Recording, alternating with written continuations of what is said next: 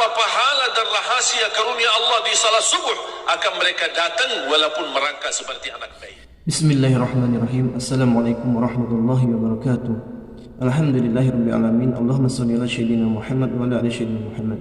Sahabat, teman-teman yang beriman yang insyaallah dirahmati oleh Allah Subhanahu wa taala, pada kesempatan yang sangat mulia ini mari sama-sama kita simak, kita dengarkan, kita ikuti tausiah yang akan disampaikan oleh guru kita almarhum Syekh Ali Jabir tentang ketasyahatan di waktu subuh. Untuk lebih jelasnya, untuk lebih detailnya, mari sama-sama kita simak tayangan berikut. Kunci salat yang bisa mengantarkan kita tercegah dari fahsya dan munkar adalah salat tuma'ninah. Salat tuma'ninah. Selalu ada bahasa salat khusyuk, salat khusyuk. Menurut saya, mohon maaf, saya tidak setuju dengan kata itu.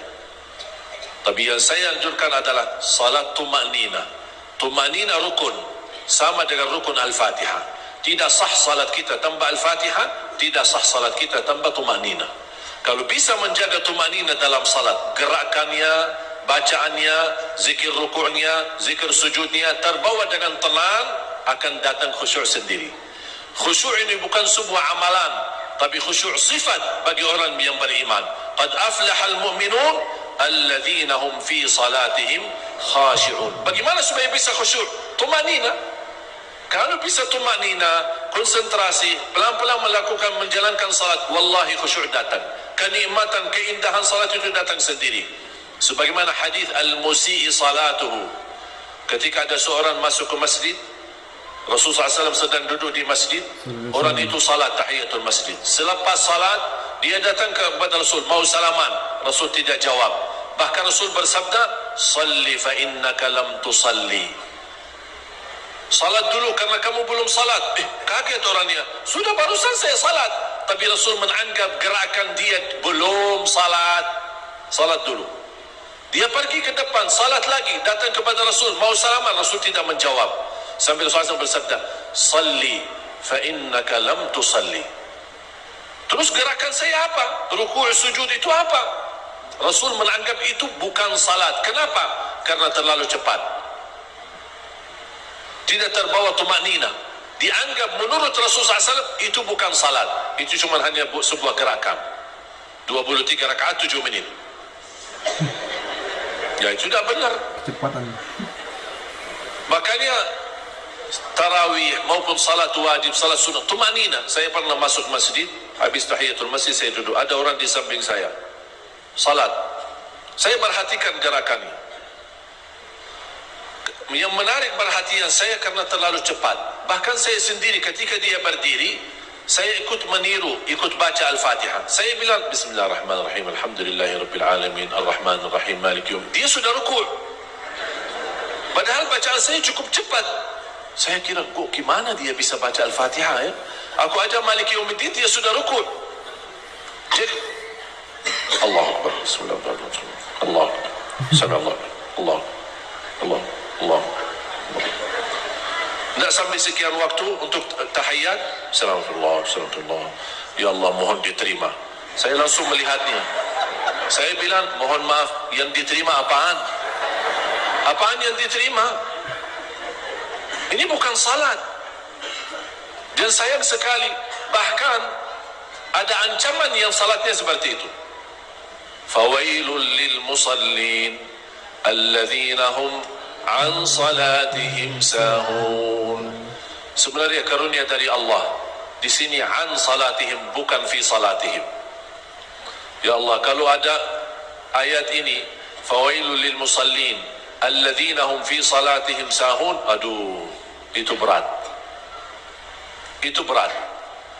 Siapa yang tidak lalai dalam salat? Siapa yang tidak sahur dalam salat? Siapa yang tidak konsentrasi dalam salat? Siapa yang tidak kehilangan khusyuk dalam salat? Kalau ada kata fi saja, tak usah an, ada diganti dengan fi, berarti kita termasuk ancaman ayat ini. Masuk dalam wail, satu tempat neraka. Namanya wail, khusus, bukan untuk siapa-siapa, khusus untuk orang yang lalai dari salat. Ini istimewa, VIP khusus. Ada layanan khusus di neraka, di tempat wail, dikhususkan orang-orang yang tidak menghargai salat. Bukan yang tidak salat, tidak sama sekali tidak salat. Kalau yang tidak salat sama sekali, Allahu a'lam bagaimana keadaannya. Dia akan bersama Fir'aun wa Qarun wa Haman di neraka. Ini yang dimaksud ancaman ini. Salat, dia salat tapi lalai. Apa tafsir Abdullah bin Abbas? Fawailul lil musallin alladhina hum an salatihim sahun alladhina yuakhiruna as-salata an waqtiha fa idza qaraba intihauha sallaha wa naqaraha ka naqri ad-dik. Salat itu kata Abdullah bin Abbas yang dimaksud ancamannya mereka menunda salat. Menunda, ada sibuk main bola, nonton TV, main game, apa kesibukannya. Begitu mendekati waktunya mau habis, dia cepat ambil wudu, cepat-cepat. Alhamdulillah, saya bisa kejar waktu ini sebelum habis. Itu yang dimaksud ayat ini. Menunda waktu salat. Saya pernah baca salah satu ulama. Kadang-kadang kalau kita baca ulama sirah, sejarah ulama terdahulu, kita merasa luar biasa. Ditanya beliau 40 tahun tidak pernah mendengar azan di luar masjid. Masya Allah. 40 tahun tidak pernah mendengar azan di luar masjid. Terus maksudnya apa? Berarti apa? Sebelum azan ada di masjid. Sebelum azan sudah ada di masjid. Selama berapa tahun? 40 tahun. Ditanya, apa yang membuatmu sabar 40 tahun datang sebelum azan? Kata beliau, azan ini kan panggilan. Dan panggilan untuk orang yang lalai. Saya tidak mau dipanggil karena saya khawatir menjadi orang lalai. Maka datang duluan. Memang azan kan panggilan. Nida, al-azan nida. Nida'un wa i'lamun nasi lidukhulil waqti. Nida, panggilan, memberitahu orang ini sudah waktunya masuk. Karena manusia terlalu lupa, sibuk, lalai, makanya perlu dipanggil. Hayya 'alas salah, hayya 'alal falah. Masih ada yang mendengar azan? Jangan buru-buru, masih belum iqamat. Nunggu iqamat. Begitu iqamat, tunggu sebentar. Imam kita orang dari Timur Tengah ini suka kepanjangan salatnya. Apalagi salat subuh, hari Jumat, baca sajadah. Tak apa-apa nanti pas dekat rukuk. Sampai nongkrong di luar. Padahal dia lupa hadis Rasulullah SAW. Man salla 40 yawman la tafutu takbiratul ihram kutibat lahu bara'atun minan nari wa bara'atun minan nifaq. Rawahu Tirmidzi. Berita gembira barang siapa yang bisa menjaga salat berturut-turut 200 kali salat selama 40 hari, tidak terlepas, tidak tertinggal takbiratul ihram sama imam, akan dapat 2 kebebasan. Bebas dari neraka Jahannam dan bebas dari kemunafikan. Dan mohon maaf, orang munafik tidak bisa itu. Tidak bisa. Bukan kata saya, tapi kata Rasulullah, afqalus salati ala al-munafiqin salatul fajri wa salatul isya. Salat subuh paling berat. Walau ya'lamuna ma fihima la atauhuma walau habwa. Kalau mereka tahu apa pahala dan rahasia karunia Allah di salat subuh, akan mereka datang walaupun merangkak seperti anak bayi. Masya Allah. Saking mulianya. Jangankan datang salat subuh, saf yang pertama. Kalau saya lihat di Indonesia terlalu ikhlas. Aku heran pas berdiri saf yang pertama, saya kadang-kadang kesal atau nisal. Pas datang saf pertama sudah penuh, ya Allah, telat. Begitu ada sedikit orang mulai tergeser-geser merapatkan safnya, mulai ada kosong. Tapi bukan di depan saya posisi kosongnya, ada di depan orang. Tapi saling saya memperhatikan mereka berdua saling menawar. Tidak apa-apa, Bapak aja dah. Bapak aja dah. Antum aja. Ana langsung begitu lihat, ana langsung masuk. Kok Bapak saling nawar-nawar? Surga itu, surga pertama. Kok tawar-menawar? Jangan tawar-menawar. Kalau ayah saya ada di situ, saya tidak mau tawar-menawar sama ayah. Saya akan maju. Ini saf pertama doa Nabi Muhammad SAW. Allahumma arhamis saffil awal. Ya Rasulullah was-saff ats-tsani. Qala Allahumma arhamis saffil awal. Ya Rasulullah was-saff ats-tsani. Qala Allahumma arhamis saffil awal. 3 kali. Ya Allah, rahmati saf pertama, rahmati saf pertama, rahmati saf pertama. Baru yang keempat, was-saff ats-tsani. kemudian saf yang kedua. Ada orang datang masjid kosong, apalagi Jumat, suka nongkrong di belakang. Aku heran, masuk ke masjid tapi di ujung duduk. Ngapain di ujung? Surga di depan kudu. Khairu sufufir rijali awwaluha wa syarruha akhiruha. Sebaik-baik saf untuk laki-laki yang di depan, seburuk-buruk saf untuk laki-laki di belakang. Dia milih malah di belakang. Oh, enggak apa-apa, antum. Ini bukan namanya ikhlas, keterlaluan ikhlas. Pura-pura ikhlas. Tak ada kita boleh salah hal-hal yang lain boleh diikhlaskan. Dermawan, apa hal kebaikan. Tapi kalau soal saf, mohon jangan ikhlas. Kita jaga saf pertama. Disitulah kelebihan. Kama qala SAW, walau ya'lamuna ma fi as-saffil awwal lawajadu an yastahimu alaih lastahamu alaih. Qala SAW, kalau mereka tahu betapa besar pahalanya bagi orang yang salat di saf pertama, walaupun perlu buat undian, faham tak undian? Supaya siapa dapat undian ini dapat saf pertama. Maaf ini karena semua mau saf pertama, sini undian dulu. Kamu masukin nama-nama terus ambil. Oh Muhammad silahkan saf pertama. Yang kedua Ali silahkan saf pertama. Kata Rasul begitu. Kalau perlu buat undian supaya orang bisa di saf pertama. Saking begitu besar pahalanya.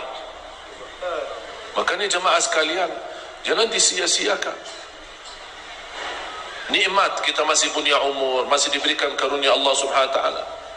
Dan subhanallah, semakin kuat hubungan kita sama salat, semakin beres urusan kita. Kuncinya salat. Kana Rasulullah sallallahu alaihi wasallam idza hazabahu amrun laja'a ila salat. Kalau Rasulullah SAW lagi memfikirkan sesuatu masalah, dia salat. Selesai masalah. Salat itu luar biasa.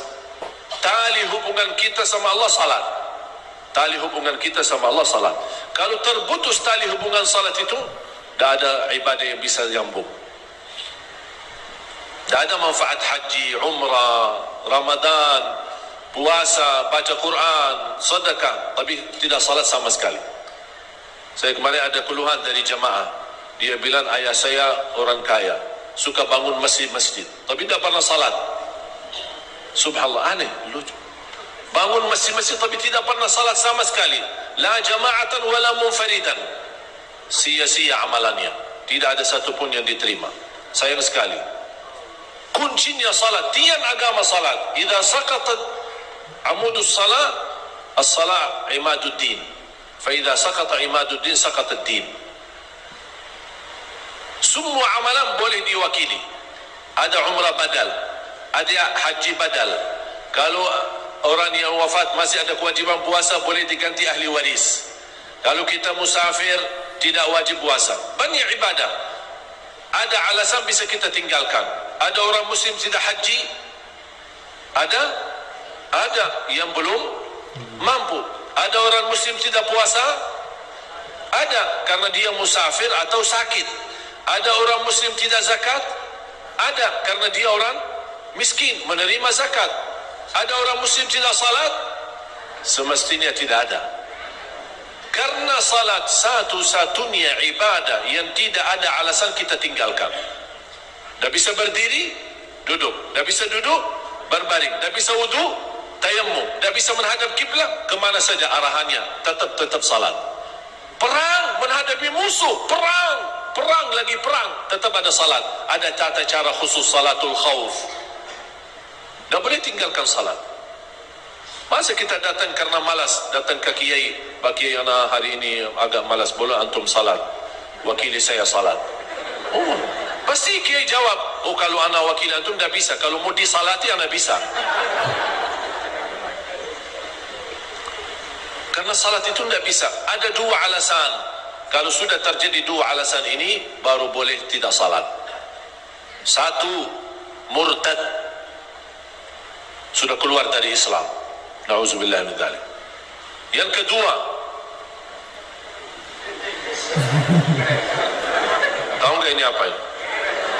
Hah? Alas. Gila. Kalau sudah begini, tidak ada wajib salat. Makanya saya sering kalau datang ke masjid melihat anak-anak muda, saya ajak mereka. Ya. Oh maaf kalau kalian maaf ya, saya mengganggu ya. Mudah-mudahan disembuhkan oleh Allah.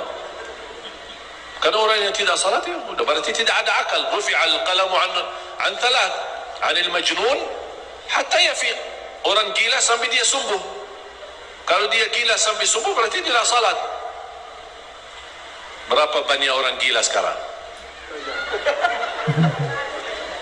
Wala haula wala quwwata illa billah. Saya pernah baca ulamaul Maghrib, ulama Maroko. Kalau tidak salah di tahun 400 atau 500 Hijriah, ada pertemuan ulama besar Ahlus Sunnah di Maroko. Mereka ingin membuat sebuah buku fikih. Kemudian mereka menumbuhkan beberapa persoalan. Di antara masail yang dibahas, masalah bagaimana hukum orang Muslim yang tidak salat. Dimusyawarahkan oleh ulama. Apa kata ulama? Kami tidak bisa menjawab karena kami tidak tega atau tidak duga ada orang Muslim tidak salat. Makanya mereka menganggap hadhihi minal masail al-iftiradiyah. Kemungkinan jadi, kemungkinan tidak jadi. Jadi makanya kami tidak bisa menjawab. Ini coba ulama. Gimana kalau mereka ada zaman sekarang? Banyak begitu umat Islam tidak salat sama sekali. Oleh kerana itu jemaah sekalian, kembali lagi. Dua hal yang saya ingin diperhatikan. Salat, kemudian Al-Quran. Barang siapa yang ingin berbicara sama Allah, jaga salat.